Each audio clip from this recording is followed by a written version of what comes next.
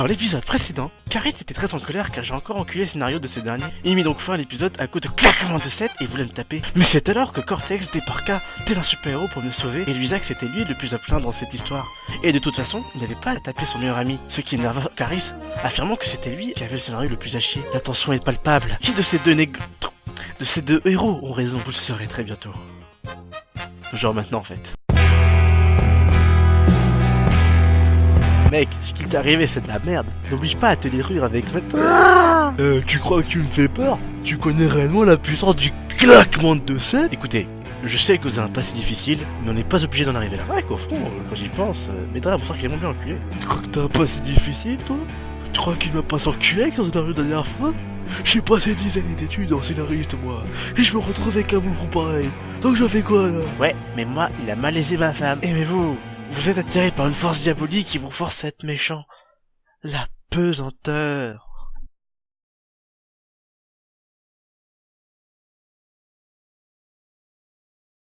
Ah, c'est vrai qu'au fond il a pas tort, hein. Dans mes bras, grand fou. Ah, ils ont enfin pu inventer leur propre histoire.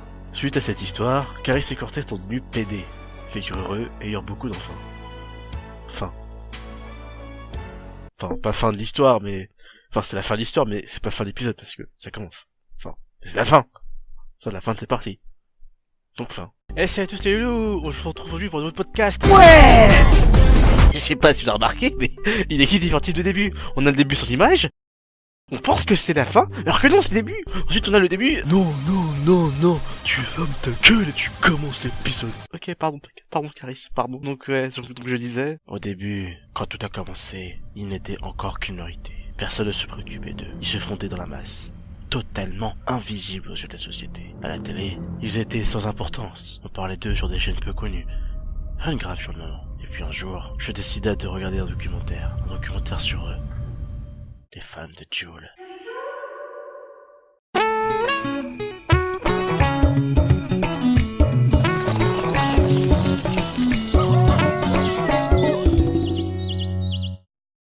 Nous voici en terre sauvage, le 9-3. C'est ici que s'est développé l'effet Joule. Un puissant virus, une force mythique venue d'ailleurs, qui transforme un humain lambda en fan de Joule. Nous avons avec nous l'un des plus grands explorateurs de notre temps, Boubacar. Il sera notre guide à travers cet environnement hostile. Donc là, on peut observer un fan de Joule. Comme pour constater, c'est un gars, il est là, et je vais tenter d'entrer en communication avec lui-même. Joule.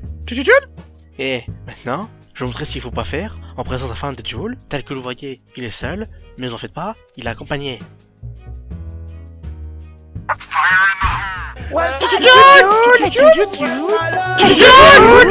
Je n'en revenais pas. Comment une telle chose pouvait être ignorée aux yeux de tous? Je me sentais seul. J'avais besoin d'expier mes péchés.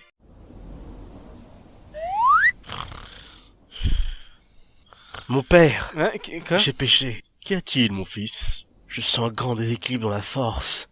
Les fans de Joule. Ils arrivent, mais je ne fais rien pour les arrêter. Je me sens coupable de ce qui pourrait nous arriver.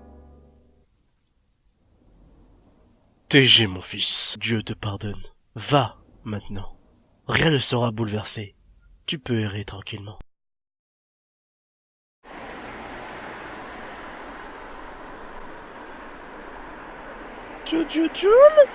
Joule. Mais qu'est-ce que... Oh non, l'infection a commencé. Je dois fuir ce pays.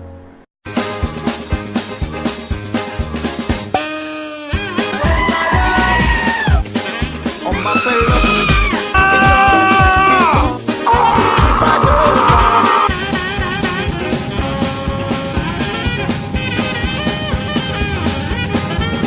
Joule?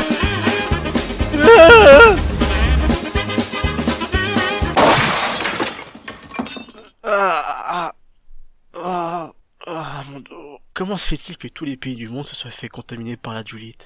Godjoule! Godjoule à toi aussi! Oh non, pas ici non plus! Mais non, vous inquiétez pas. En danois, on dit Godjoule pour dire Joyeux Noël. Ah bon? D'accord. Je savais pas. Non plus. Mis à part ça, où est-ce que j'ai atterri? Vous êtes dans un camp anti-Joule, monsieur, et si vous voulez avoir plus d'informations, allez voir le chef qui est là-bas.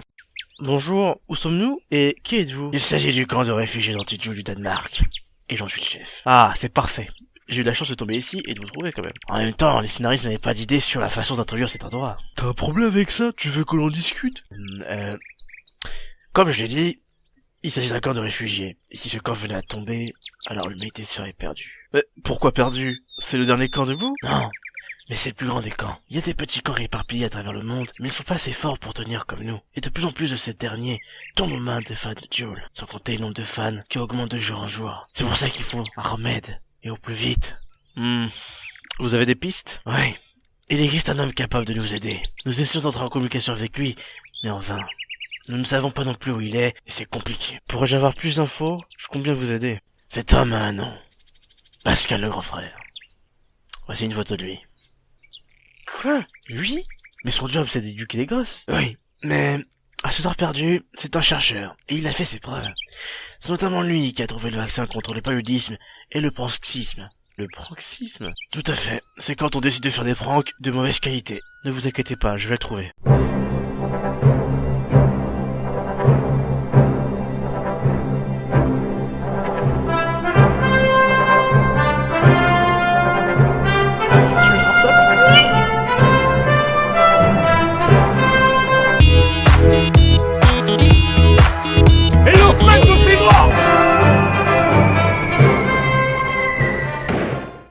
Ah, je vais finir par me casser le dos si je continue comme ça.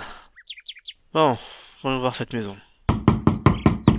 Bonjour, vous êtes Pascal le grand frère? Oh, personne. Dites, vous habitez vachement loin du camp quand même. Ben non, j'habite juste à côté, je suis votre voisin. Hein? Mais pourquoi le chef nous a pas trouvés alors? Bah, il regardait à gauche du camp au lieu de regarder à droite, c'est pour ça qu'il ne trouvait pas. Mais il a bien essayé de vous téléphoner. Sûrement, mais vous savez, c'est un téléphone qui marche, c'est vraiment compliqué. Quoi? Bah oui, mon téléphone n'avait plus de batterie aussi, je pourrais pas appeler. Bon, vous n'êtes pas sans savoir qu'on a un problème. Je sais bien, et depuis le début, je fais mes recherches pour vaincre cette épidémie. Mais en vain. Veuillez me suivre, s'il vous plaît.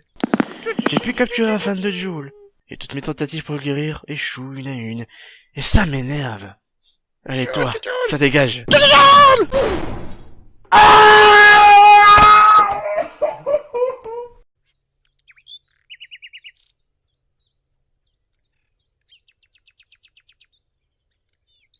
Merde, pourquoi je suis là, moi? Nom de Dieu, il est guéri. Vous avez été un fan de Duel, monsieur. C'est un fils de pute!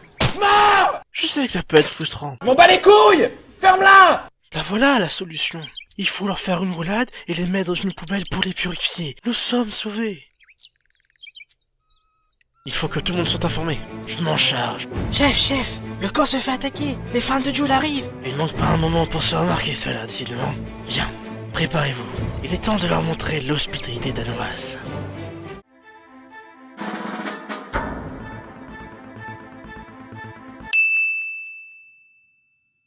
Soldats, à vos poubelles! Tcha, tcha, tcha, tcha, tcha.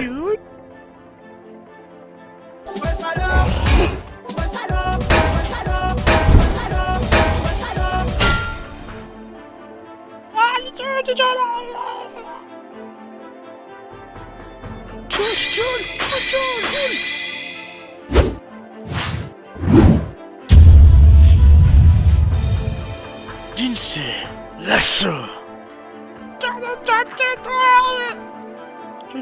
Sale merde!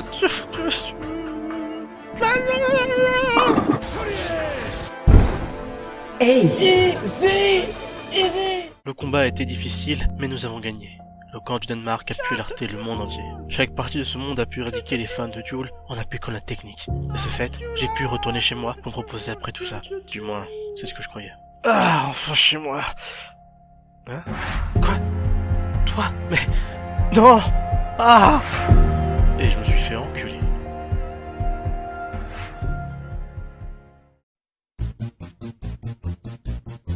Qu'est-ce qu'on va faire sur notre terre sans les girafes, les ours polaires? Qu'est-ce qu'on va faire sur notre terre sans les poissons au fond de la mer? On ne criera plus au loup,